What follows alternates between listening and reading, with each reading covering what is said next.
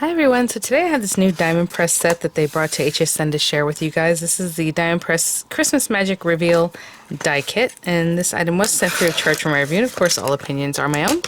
And any links in the description box will be affiliate links, which means I'll make a small commission if you purchase items to those links. So thank you for using those if possible. So these are currently available. Of course, they are items brought for the next craft day, which I believe is July 12th. You know, that Christmas in July that we love so much. So let me show you. Actually, let me show you the instructions first on this one, because that way we can see kind of what we're heading towards, and then I'll show you the items that are in there. So we have 2 sheets, full color instructions, step by step here. It's showing you what you're going to need here. So basically, it's the kind of thing where you turn, where it turns and then something gets revealed, right? It's a little bit different than like the iris ones where it kind of opens up like this and closes. This looks like when it turns, the next item shows up, right? Or the next image is what it looks like. So you have these pieces, and you can kind of see that here. So as you're turning, the other portion gets covered up or is revealed or however, right? Hopefully you can kind of see what I'm talking about here. Oh, that is so cute. Let's put a picture in there. Really, really sweet. And then some other pieces that come in the kit that are just like toppers or however you want to use them. Really sweet pieces here. So we have some dimensional adhesive that you'll need. A sheet of that. We have the acrylic stamp set. So again, we have that beautiful little wreath, or, well, it's wreath shape because it's circular, but it's just little snowflakes there. This looks like maybe you can write a sentiment in there, maybe something like that, like a journaling spot. We have that little little snowman, I'm sorry, with little trees here, winter wishes, seasons, and then, you know, wishing you a, and then happy. Of course, you're mixing up the words and the sentiments too. Do what you like there. We have like a holly spray here. Again, you can put that together or do this twice or however you want to use it. Same thing with the little, excuse me, I'll say same thing with the Santa scene that I always love. Merry Christmas, you know, Christmas greetings, holly jolly, snowflake wishes, wishing you and sending you, and holidays. Really cute. An extra little snowflake there. The cutting folder for the marquee. So when you're using your dies, you put them in here, but if you do not have a marquee, you can put them in any other machine that cuts thin metal dies, of course.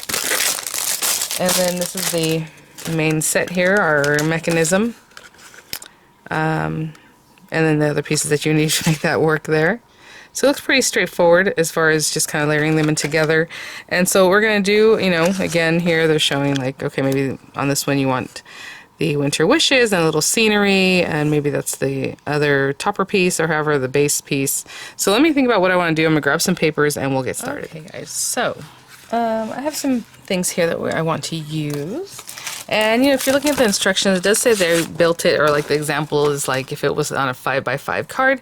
So I'm going to do that, but if you want to use a standard A2 size card, just know that the very edge of your little circle will be right on the edge of the card. So it's just going to take up a lot of the front. But if you like that, then you go for that. But it does fit on there. So this, I believe, is a 6-inch card base. Yeah, it's something I already had in my stash. So we're just simply going to cut this down to 5x5. Or of course, you can make your own card base. Just get a piece of paper that's 5x10 and then score it at 5 inches. But since this is a base that's already been made, I'm going to line this up here. Cut that at 5. Something in my trimmer here, and then the other way also at 5. We can do 5.5. You can leave it 6. I'm just doing what the instructions have, just so that we're kind of on the same page there. And I'm also going to use the same colors. That way, when you go to make yours, it's very clear the steps I'm doing, that, you know, they're also showing there. So it'll be the same. And so I have a red piece of paper. I got this shiny one that I think is just gorgeous. I'm going to cut this with that. So you need one base, and the base is this die. So there's another die set over here on this other side that looks similar, but this one is one piece. It cuts like a little slit here with that little circle, where this one's just like a little circle frame, and this one does something else, okay? So I'm going to use this one. I do want to see one thing. Okay, that's the riser. Okay, perfect. Just want to make sure this circle isn't something that's going to be showing. So on this, I'm going to cut it from here. Have that beautiful background red paper. And we just need one. And then it says base riser, and you might think, what is that? So the base riser is something that's going to help you get a little lift, a little area so that you can slide the things around very easily. and pick up the base a little bit. So, I mean, you can do a matching color. I'm probably going to just cut mine out of white paper. This guy. It's this, and you need 4 of them. So whatever color paper you want to use for that, you will need 4. And this is marker paper, so I'm going to use a different paper. Maybe this one. I'm just going to cut out 4 of these guys, okay? It's that circle that looks like a little ring. This is going to be really fun for shakers. A really nice circle ready to go. There we go. And on this next one, I think what I'm going to do is stamp one of them and then cut the other one. So for this one, we need 1, right? It has the little handle, I guess if you want to call it a handle. I don't know what we're going to use it for. I think it is part of the handle. I'm going to cut this from marker paper. I'm going to cut it out first because it's easier to cut this and then line up my stamps and stamp where I want than try and see if my stamps are in the right spot, and then you put this, and then what if like one stamp is like down here, not quite lined up right or something. So I'm going to cut this one out first. But for this one with the little snowflakes, which is this guy, I'm going to go ahead and stamp the snowflakes first because I can then, it's one stamp, right? You guys recall this one is one piece of stamp here. And since I'm using this blue paper, I'm going to go ahead and use some white embossing powder. So a couple steps on that one. So let me cut out the other items that we just talked about, and then we'll come back and work on this one. Okay guys, so we have our pieces here. Oh, how pretty. Look at that. And we have our 4 circles. We have this one that I cut from marker paper because I'm going to color my little images. So this is cut from the kind of paper that you would use with markers. Was that here? It might have been over here. Alright, we'll just pop it here for now. And let me put these to the side. Oh, I'm going to lose my stamp. Okay. And so we have these pieces that we will keep. Card base. These portions. Put those to the side. And so we're going to do a little stamping. So for this one, again, I think it cuts right around the circle, but I'll still leave myself a little space to make sure I get this done right here. And I'm just going to cut a piece of this down. And I'm just going to stamp it with some watermark ink. Try and move this one away because it might get in the way there. And so with this ink, of course, you can't really see what you're doing. You can use white pigment ink also, and then maybe top it still with some white embossing, because sometimes pigment inks don't, especially white ones, you have to get a really, really good one for it to work really well. But let's see here, I'm going to just take my time with that one because, again, it's kind of hard to see, but that, and well, maybe there. Can you see that there? That looks pretty good.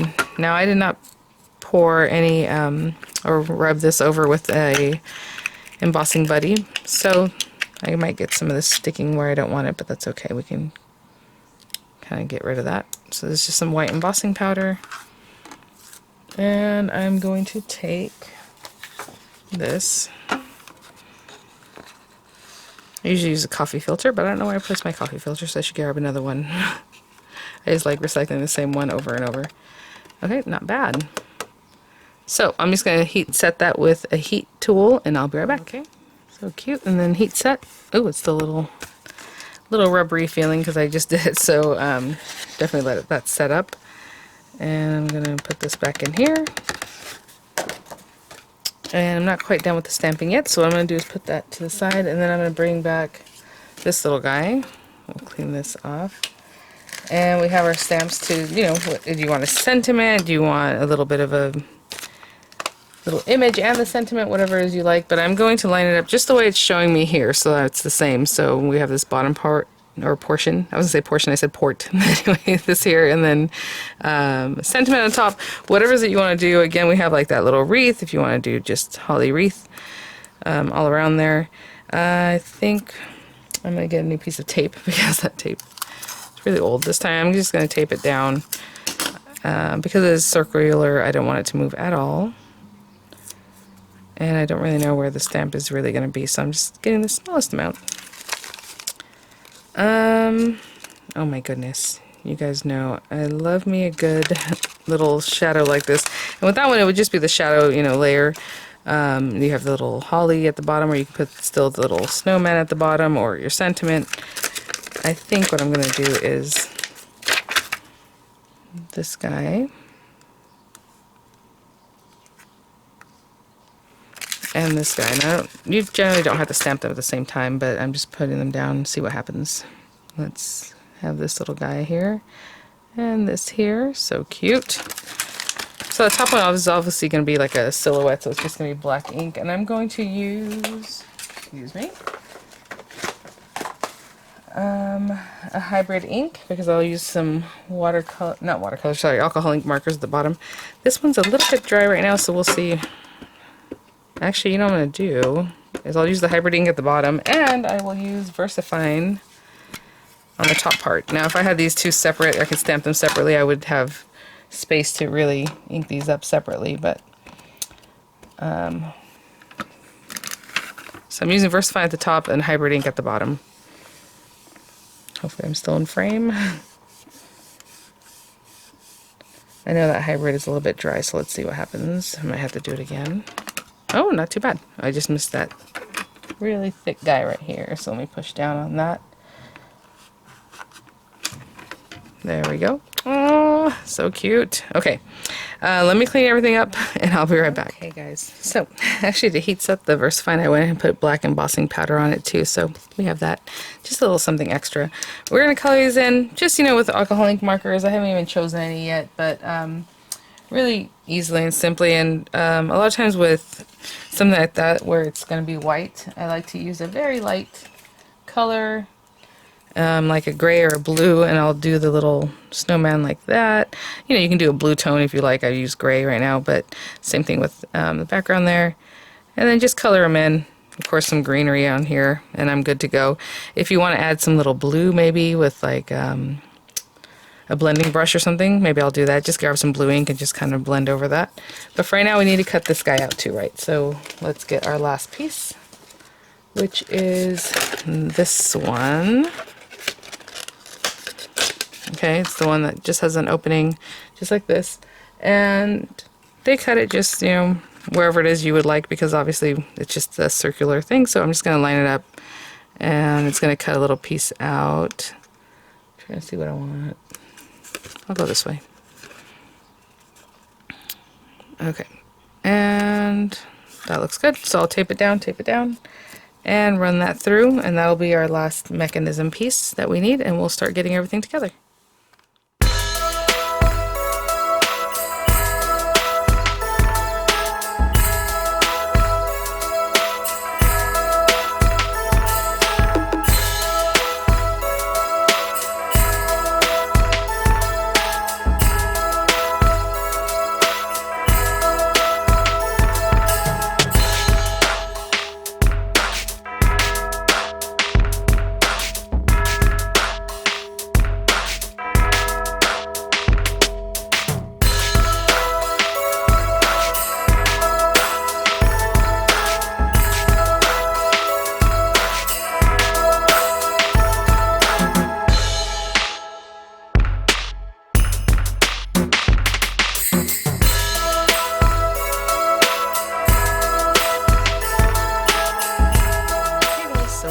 Pieces here, and I'll kind of set them up like you see them here, the 4 rings, and this guy, it's gonna be like that. I did cut a piece of paper to 4 and 7/8 inches square for my card front, so we'll, when I come back, this will just be stuck down. I'll just glue that down. And if we're looking at this, we have this piece, and these guys need to line up right here. And what they're showing you here is that you're just going to put glue all over the back of this guy. This glue takes a little bit of time to set up because it's a craft glue, but hopefully it won't take too long. But let me put this on here, and just making sure it's really down. You know what, I'm going to put it really right up to that edge because I know we're going to do some different things. I just want to make sure that doesn't move later. And we're just lining that up on top of here, just centering it, that same opening that's there. And I guess we can put this to the side for a moment. When I stick this down, we're really going to stick down that little part where it's kind of wonky. These 4 guys, all you're going to do is glue them together. So start with whatever you want to put on your base. You can put the glue on top of this or at the base of the other one or bottom of the other one, however, but you're going to glue all 4 of these together.